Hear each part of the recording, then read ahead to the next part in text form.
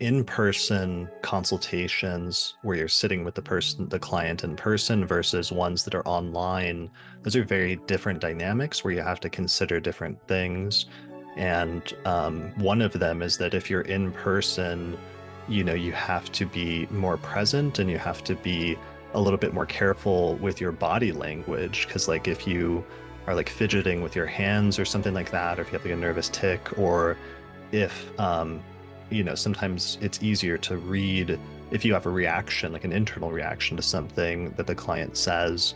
It may be easier to notice if you're like sitting there in person versus if you're online talking through Zoom, which is what most astrologers use for consultations online at this point. Then you're just in a sort of webcam, sort of like we are now, and there's a little bit less that you have to pay attention to in terms of that. Yeah, and I would love to know your kind of tips for that. I think I'm way more comfortable doing consultations online now.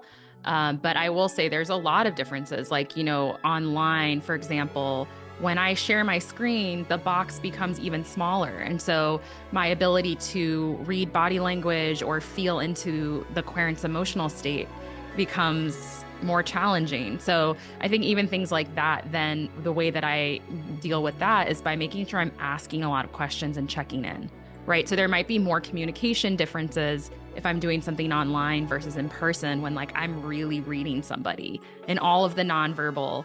Not that you should overdo that. I think it's good to be aware, but try not to be so vigilant that you're reacting too much and changing your tone based on, right? That kind of psychic transference, I think, can actually be another boundary. But yeah, in person versus online are quite different. And I think you have to explore. Yeah.